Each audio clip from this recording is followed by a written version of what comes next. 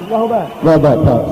I wanted to know the state of blackness and Yaanuwn. What is the connection, or is there a difference between the two? Okay, the state of blackness and all, right? Okay, all precedes light, because light is a thing. And let me explain what I mean by light is a thing. Remember I said last week, there's no such thing as light? When they say light, they're talking about different moods of vibrational energies. That means minute particles that are coming from the sun at you at different speeds, and you call them light. There is no such thing as the light. There's energy coming from that thing, and we're picking it up as light, and it's not a beam of solid mass, it's particles of energy. You understand what I'm saying? So therefore, what we're calling light is not a mass, a whole. It's within the whole, like, let's say, you have two major lights. You have fluorescent and incandescent, right? That up there is incandescent. It's blinking, but you don't see it because it's blinking so fast. It's going off and on. Whereas fluorescent fills the tube with certain gas and it lights, and it just stays permanent, but there's still little particles of gas in the tube that gives you this illuminating thought. You hear me? That means that light in itself breaks down into particles. The all cannot be particles because it cannot be part. And particles are portions. The all is. Now, darkness is. Darkness can't be particles because light's particles manifest in darkness's existence as are all. So yes, Yaanuwn and darkness is all. God is light. And God is a particle in the darkness. Because God is talking from the darkness about what he's going to do with light. So God is at a specific point in space and time when he says, let there be light. Let there be light. Or let light exist. And he makes reference in the Bible to that light as the sun. Right? Now the sun is 93 odd million miles from Earth. So it's a certain distance from us. You with me? It's there. And it's sending these rays toward us. It's not 99. And it's not 91. It's 93 varying. You follow? So the light that God said let exist, he let exist at a specific point in space and time. And on the third planet from the sun, we're 93 million miles away from that light that he said let exist. You follow that? So God designated a place for it. So light doesn't just exist. It's there. And then he said, and the moon to separate the evening from the morning, and stars. And God, now I had to step on your toe, God made a mistake. He said he made a great light and a lesser light. And he referred to the lesser light as the moon in your Bible, when the moon is non-luminous and doesn't have any light of its own. So it's not a lesser light. You know what I'm saying? That's a mistake on God's part. And when God created the sun, and then he says he made stars also. Stars are sun. So whoever wrote the Bible didn't know that all the stars are suns bigger than this sun. Now God is supposed to know that. God is supposed to know that the moon doesn't give off its own light. Also, what point is God at where he can focus on light? See, God, to see the sun, has to be somewhere, because the sun is not all over the universe. That sun is in a specific place in a specific galaxy. I mean, it's in the Milky Way. It's in one galaxy out of millions of them. And God discusses this one sun in this one galaxy. And he says it does what? What's the purpose of it? Separates night from day. So now let's go to another star like that one. That's not our sun. What planet is it separating night and day for? And that one, and that one, and that one, and that one. Or was that only this one sun? So you can tell that whoever wrote the story was on the earth looking up, not out looking down.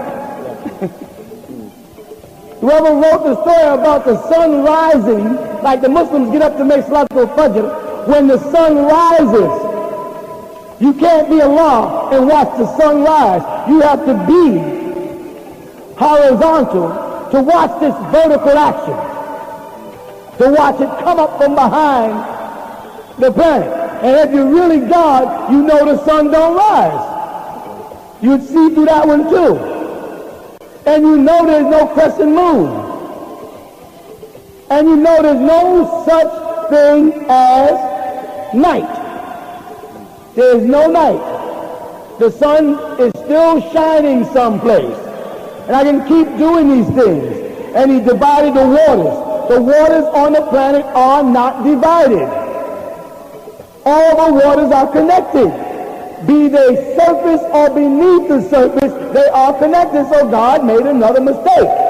Now, is that God making that mistake? Or are those men acting like God's making mistakes?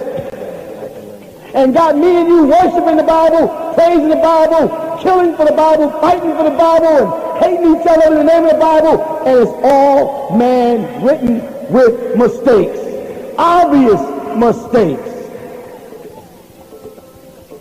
Last thought. Was Jesus God in the flesh according to Christianity? How tall was Jesus?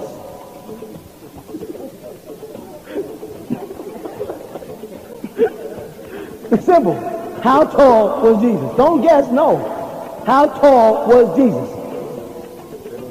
Because if Jesus is not as tall as Kareem Abdul-Jabbar, then he wasn't bigger than he wasn't bigger. He wasn't Akbar. He wasn't the biggest.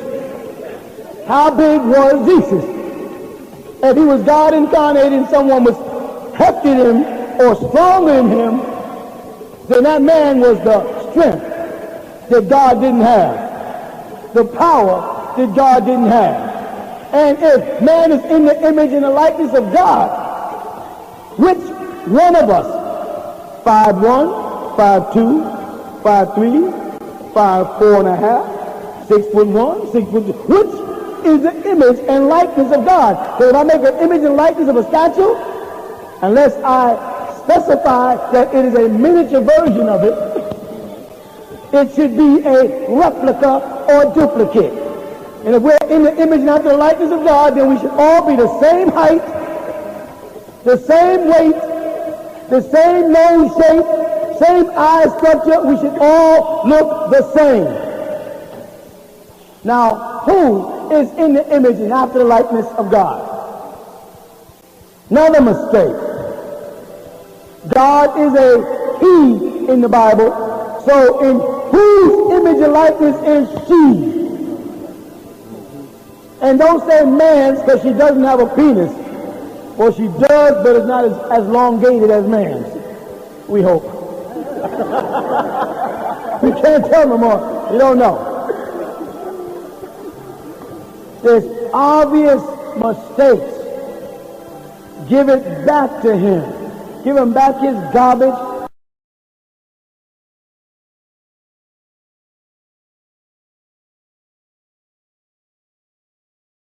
Give him back his junk. Give him back his myths. Give him back his white superiority complex and black inferiority complex. Give him back his penis envy problem. Give it all back to him. You understand? And take a grip on ourselves. Get involved with us. start to worship you and work your way through you to your mother and father and on back to your ancestors. Make a spiritual and blood link. Jesus made a blood link. They keep talking about blood of Christ, the blood of Christ. They keep linking his family. Muhammad made a blood link. I say this every week until you grab it. Now you make a blood link. And nobody can tell you it's wrong to worship your ancestors and Jesus is worshiping his ancestors. Go to the book of Exodus and see how it starts off. By Abraham, Moses, and so who brought me down out of Egypt. That's your family. But when I say by Shango, Obatala, and Ogun, or Yemeya of the Yoruba Arishi, I did something wrong. You know what I'm saying? If I say Osiris, Shu, Tifnet, I did something wrong. I'm a pagan. I'm an idol worshiper. I'm a polytheist. I'm everything but what I am. But you can do that. You can run Jesus' whole family and Matthew back to the Son of God. And I say, well, you got back to Jesus. Then you said Jesus, the Son of God. Who's God the Son of? We're doing fine for a whole 14 generations. And now you get down to one, okay, now where he come from? He was always here. Always where? Here. How far from the sun? When you say here, you mean here like in 93 million miles? Or is he on the other side? And how far is he then? And how far do you have to be not to see the sun? I'm going to tell you what I mean by that. You know when you look up in a prayer night and they tell you there's millions of stars that you can't see because they're too far? Are they there? Who arranged it? And what is the purpose? If we are the only intelligent existing beings in the whole universe, what is the purpose of stars that we don't see? What is the purpose of galaxies exploding and growing and dying and dwarf stars and blue stars that we cannot see? What is the purpose of a second half of the moon if we ain't gonna never see it? If we're the only living important things and intelligent beings in the universe, what is the purpose for micro insects that we don't see? That we have no contact with, no need for, why do they exist? You understand? Overrated bullcrap. In order for us to get back to our godliness state, the first thing we got to do is give them back their crap. And white people are going to bug out when you start saying, I don't believe nothing you say no more. I don't trust in anything you say. If you say it, it must be a lie. Because you are a liar and a killer. Jesus said that. Jesus said, you're a liar and a killer. When I say it, I'm crazy. You are a liar and a killer, and you cannot be trusted for anything. You are the devil. White people are the devil. They say the Nuwapians are not racist. Bull crap. I am. He might not be. That's his prerogative. I am. White people are devils, always was, always will be. And like the Honorable Elijah Muhammad said, we cannot reform the devil. You understand what I'm saying? Now, there's a whole lot of y'all guys who like white people, and that is your right. You just haven't got kicked in the enough. I'm saying we got to build a world without them. We don't need them out of our lives. He says, come on, Doc, all white people ain't bad. I say, show me one that's not. You know what I'm saying? Well, I can name 15 of them, see? That's the same thing as what they used to say. I got a colored friend, he's not that bad. All colored people don't lie and steal and cheat and rob. They say that. Well, I say all white people lie, steal, cheat, and rob. I ain't going the other way with them. They ain't no good. At the core, they're mischief makers, they're troublemakers, they're killers. They are disease.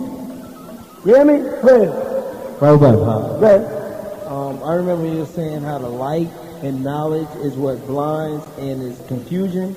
Right. So is it that the information that transforms us, or is it the meditation? I laugh because the statement answers itself. The informed. The fact that you have to be informed. That's where the problem comes in. See, when you click on the light, you start differentiating. You start evaluating. You follow what I'm saying? Before the light, there's no differentiation and no evaluation, only judgment. You follow? And if you could judge things without seeing them, you'd be judging them by their worth. And if you have to see them, you're judging them by their appearance. When a man points a gun, you don't know until if it's loaded. You follow? But by television and the past, it appears that this could be very dangerous to you, so you immediately, now suppose I pull out a gun and dogs, I got a gun on you. You don't know. You follow what I'm saying? Because the light on, you see the gun, you go, hey. With light comes chaos. The whole Masonic concept and Islamic concept of light is good. Step from the dark into the light. I repeat over and over again, before they blindfold the person, they could see. When they put the blindfold on them and told them, now you're in darkness, and then take the blindfold off and say, now you're in light, they bump you. You could see when you drove to the lodge that Thursday night. You didn't have no blindfold on when you drove to the lodge. You saw everything. So it's a ritual to imply that light is right and white is right. And it introduces a superiority versus an inferiority. I'm saying, fear. Fear comes from the unknown. That's the only thing that sparks fear in any being is the unknown and the results of that. Or probing past the unknown to the results that can be harmful. That's what fear is about. You know, once you solve the problem, it no longer frightens you. You know what I'm saying? So it's not the information. Yes, it is the information that transforms you, but it doesn't make you better. It informs you. And in informing you, it transforms you. Trans means to move. It moves you. You know what I'm saying? Yes, it is. I was reading the Science of Healing book, and in that you explained there's 11 planes, and you list 7 of them, and I was trying to figure out if the other 4 was the 4 high senses, and the 7 of them, the last 3, all of them dwell within us. Okay. Can you explain the last 3 a little bit? Right. When I speak of the planes, and one thing I tried to explain in that book many years ago is stop looking at the planes as levels. It's so difficult because of the light. The way we've been taught to look at things, calibrate them. You follow what I'm saying? Everything we have to define by distance, by size, by height, by color. You know what I mean? By apparent texture. So when we think of the planes, we start thinking of them as layers or steps upward. Because you have to draw 1, 2, 3 on a piece of paper. Otherwise, all the lines will be in the same spot. You'll never be able to explain yourself. You follow? So what I did is I go to 7, 8, 9, 10, 11 and stop. Because at the time that I wrote that book, I was writing that book as a Muslim, and I was teaching them about the things in this realm. And stepping from this realm, which is the material plane, the most dense form of matter, which in itself, matter subdivides into different forms of matter based on the motion of the electrons and protons around the nucleus, or of the atom. Protons, neutrons, in other words, like you say, 26, the atomic number is iron. And iron is more dense than, let's say, carbon, which is 6. So the motion of the, motion of the atom is different. Still matter though. So your body is composed of several forms of matter. Your teeth is one, your skin is another, your hair, though it's made of the same stuff as your teeth, it's not as dense or hard as your teeth. So in the physical plane of matter, there are various degrees of matter. You follow?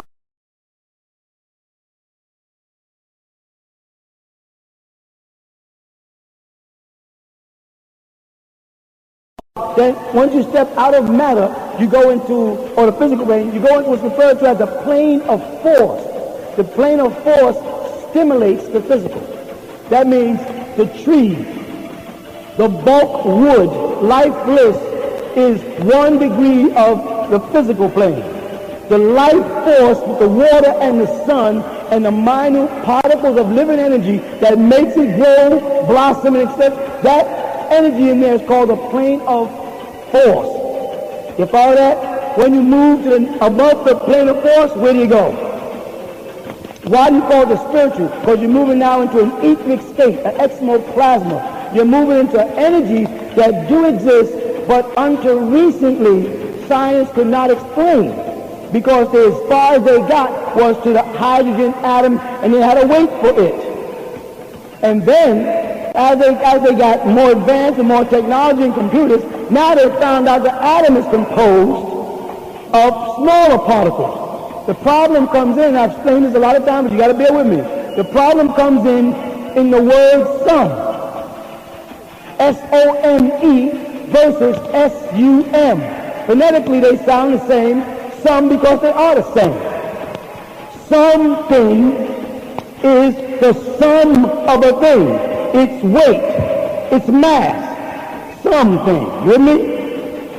Okay? So now, when you say a hydrogen atom, you're defining, before recently, the lightest sum or thing in existence was hydrogen.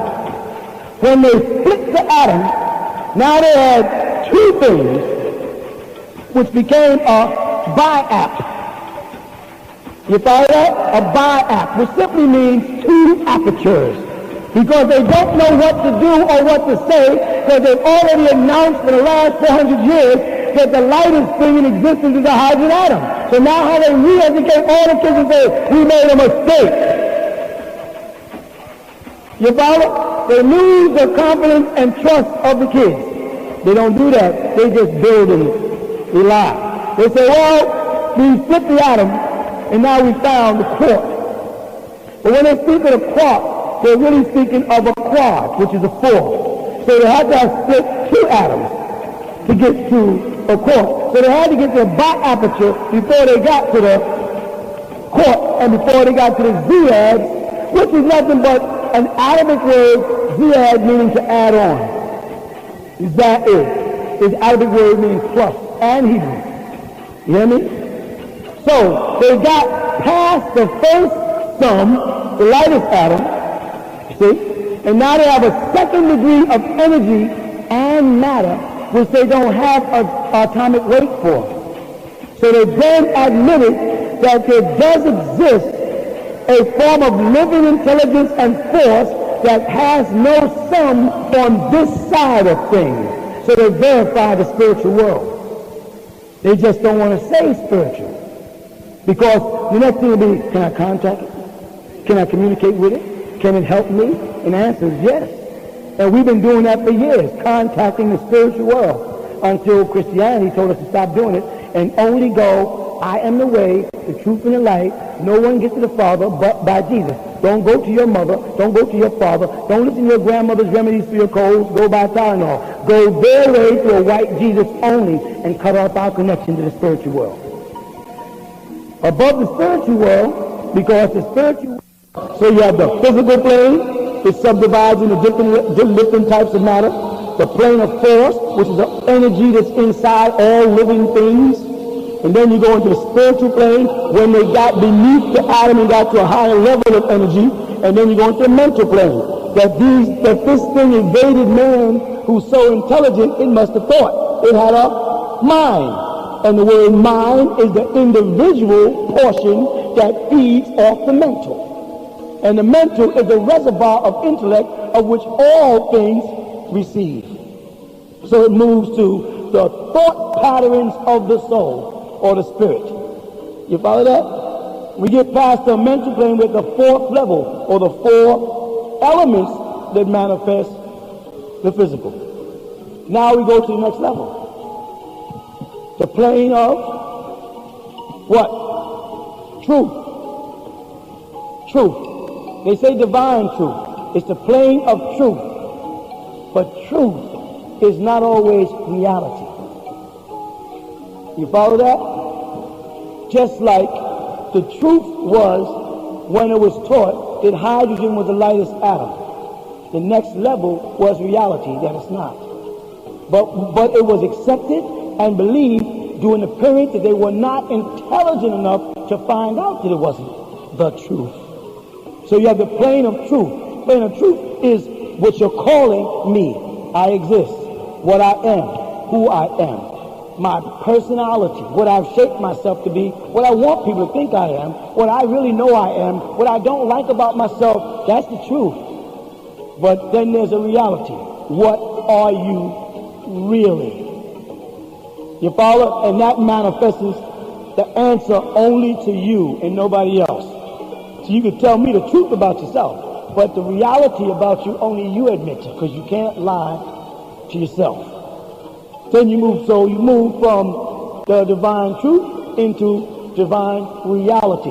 And when you're at divine reality, you are at the threshold or the bosom of godliness, where no lies come in, because everything is a reality.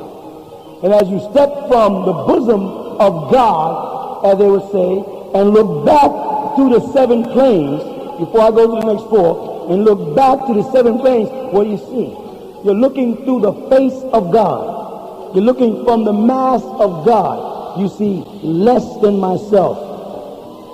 All right? So therefore, the next step would be higher than myself.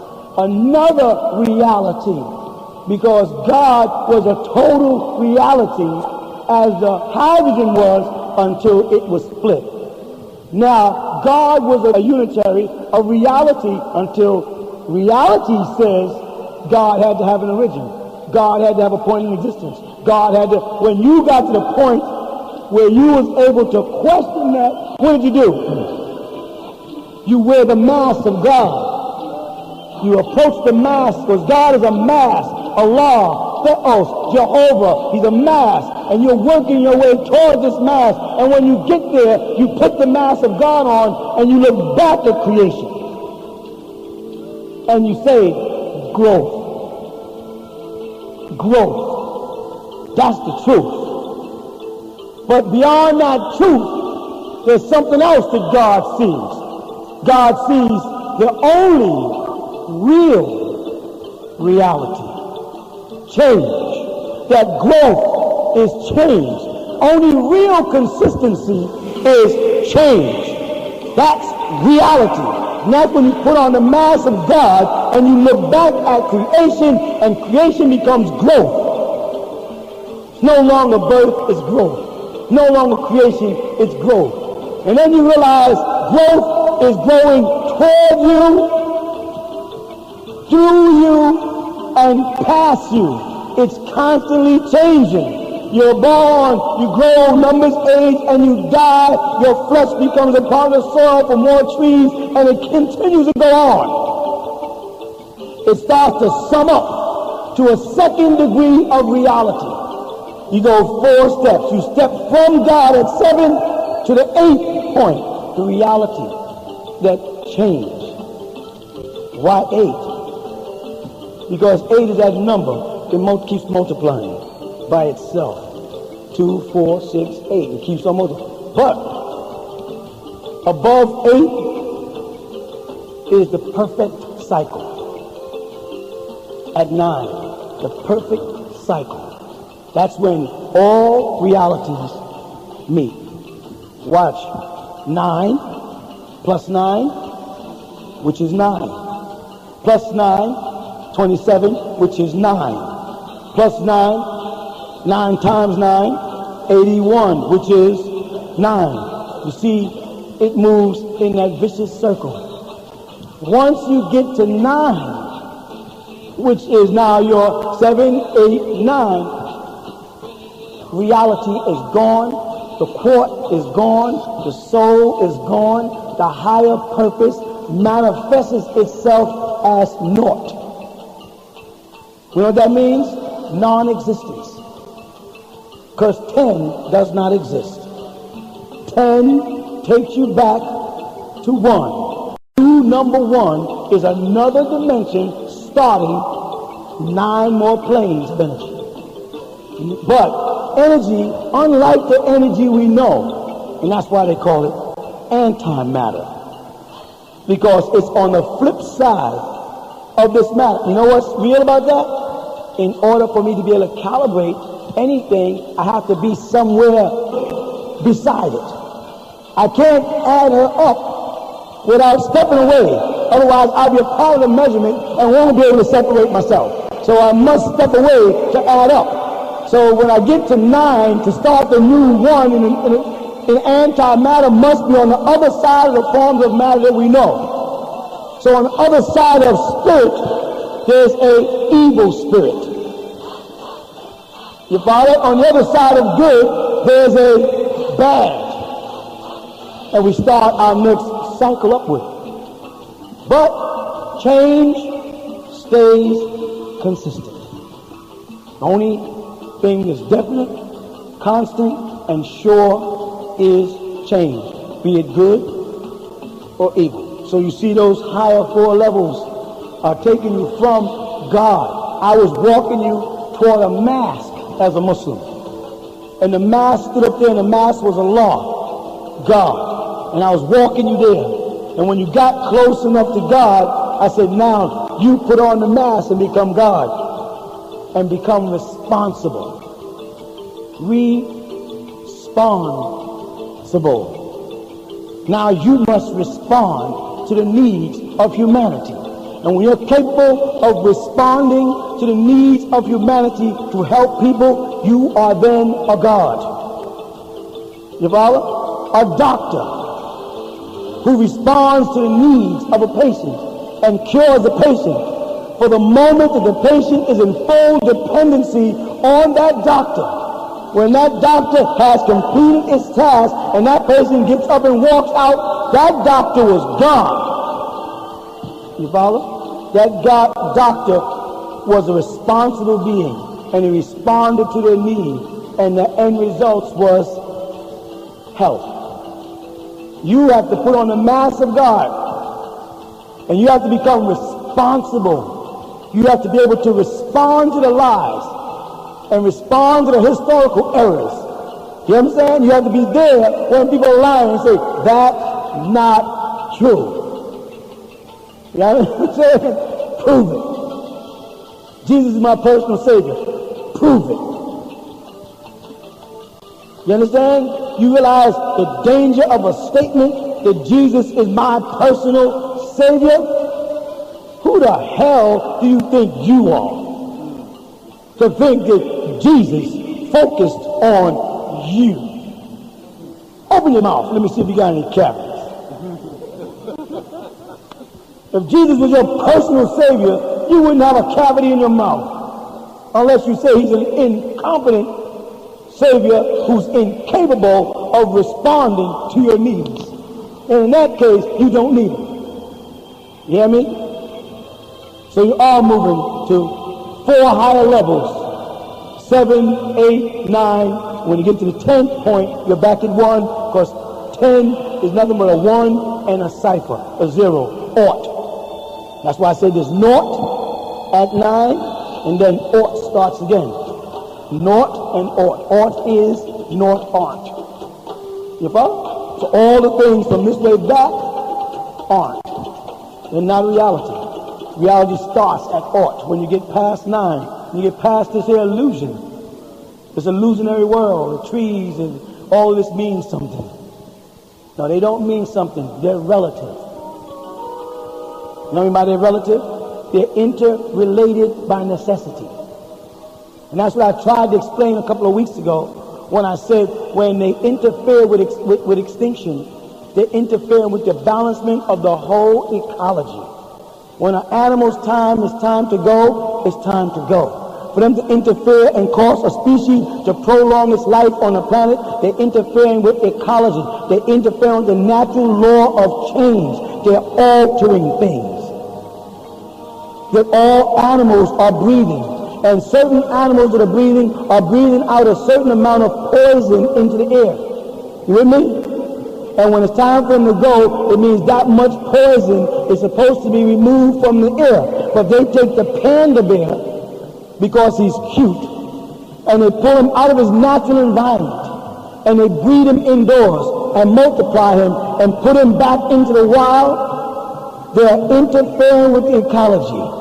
They're interfering with the balancement of nature. That animal is not supposed to be breathing anymore poison into the world.